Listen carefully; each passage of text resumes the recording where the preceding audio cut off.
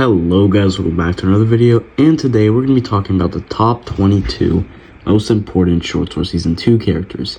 Now in case you guys don't know, this is actually a continuation to my last video where I ranked the top 15 most important Short Sword Season 1 characters. So if you haven't watched that yet, I recommend watching it before this video starts. But anyways, without further ado, let's get into the rankings. So in number 22, we got KN Splash, and yes, yet again, he's last on this list.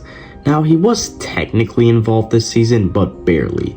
He didn't have an arc, and basically the only lore we got from him is that Clone Riggy glitched into his short with the QR code, and that's basically it. So in number 21, we got C.Net. Now, C.Net was basically a clone of C.com that I guess Clone Riggy made. Now, the reason this is very low on the list is because the only time we actually saw C.Net was when C.com fought him. And C.Net was wearing a mask pretty much the whole time until C.Net died, and C.com revealed that he was fighting his clone. So in number 20, we got Dacia. Now, Dacia was basically recruited by the boss to investigate. However, she declined this offer, but still made some videos related to the situation, but that's basically it.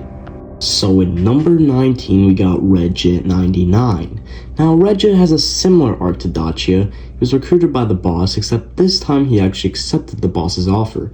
So he basically just started investigating for the boss, made some videos about it, and that's pretty much it.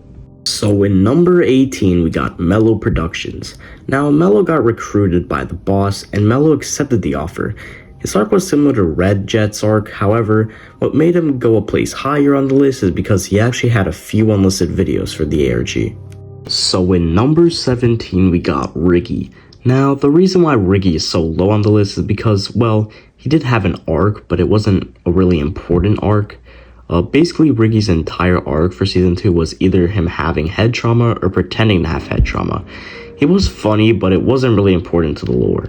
So in number 16, we got Bundun. Now, honestly, it's kind of funny how similar Bundun's arc is. Like, it's almost the exact same arc as in Season 1, because Bundun basically accepted a sponsorship. Then his clone came back, except this time Bundun was trapped in the void instead of under his desk. We did get more from Bundun than in Season 1, but it wasn't much, so yeah. So in number 15, we got Failure. Now, Failure's arc was again confusing, because it sometimes felt like he was on both the clones and the creator's side. He did make some videos where he had some glitches, but that's basically it. So in number 14, we got Joe Kane. Now, Joe Kane's arc in this season was kind of similar to Bundun's, so pretty much almost the same thing, but the reason he's ranked a little higher than Bundun is because he was actually in Royal Pair's Whizzle series, but other than that, they were around the same. So in number 13, we got Bam Bayo. Now, Bam in this season was basically an employee for the boss. We saw Bam get recruited by the boss, and he also made some videos for the ARG, and investigated the facility with Preston. So in number 12, we got Dark Dano. Now, basically, Dark Dano is the clone of Dano. He pretty much took over the channel for a bit, and he also trapped Dano in a bathroom, but in the end, he was shot and killed by Johnny. So in number 11, we got Cocaine. Now, Cocaine is the clone of Joe Kane, and while he basically replaced Joe Kane, and he just became a communist CSGO addict. He did try to speedrun some shorts, however, but that didn't really go too well. But in the end, Cocaine was killed. But actually, spoiler, he didn't actually die, but that's for the next video. So in number 10, we got Dunbun. Now, Dunbun was basically a clone of Bundun who was killed in Season 1. However, he was brought back to life because Bundun accepted the sponsorship. He basically replaced Bundun for a long time. However, in this season, Bundun and Dunbun actually got along, and Dunbun even wanted to become a YouTuber and switch sides. But in the end, Dunbun felt like it was best if Bundun took back control. So Dunbun ended up unaliving himself. But spoiler alert again, he actually doesn't die, but that's for the next video.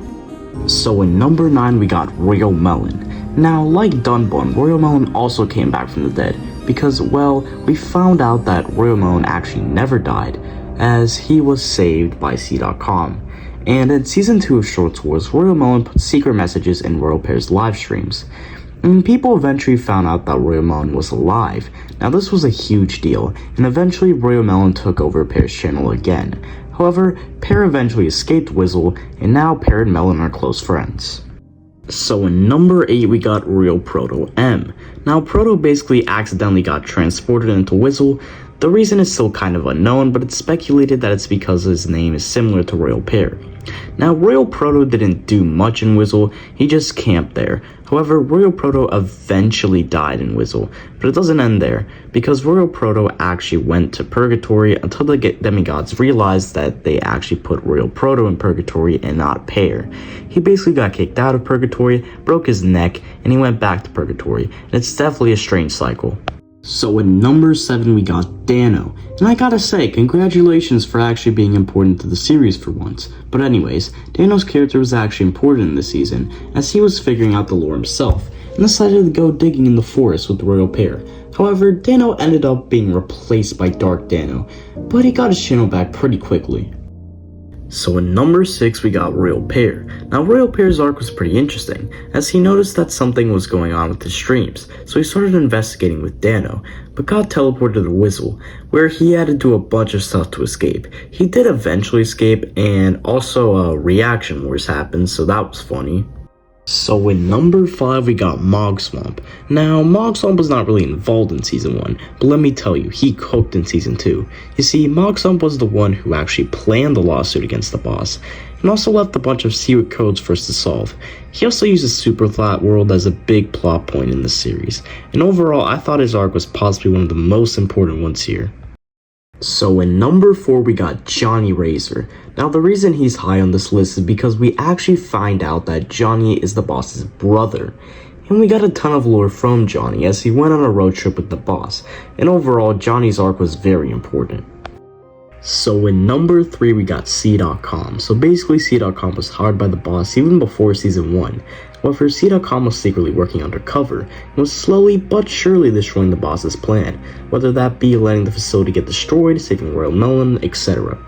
But the boss eventually found out that C.Dot was secretly on the creator's side, so he got fired, and C.Dot went on an entire separate arc, which eventually led him to fighting his clone, and eventually destroying the boss's facility. So in number 2 we got Preston. Obviously Preston has gotta be up there because he has done a crap ton of work for the boss. Like, he's basically the one who created the new clones. Like, basically most of the stuff done by the clones, most of it was just Preston. So I think it's pretty self-explanatory, honestly. And another thing to add, we also found out that Clone Riggy might also be a clone Francis.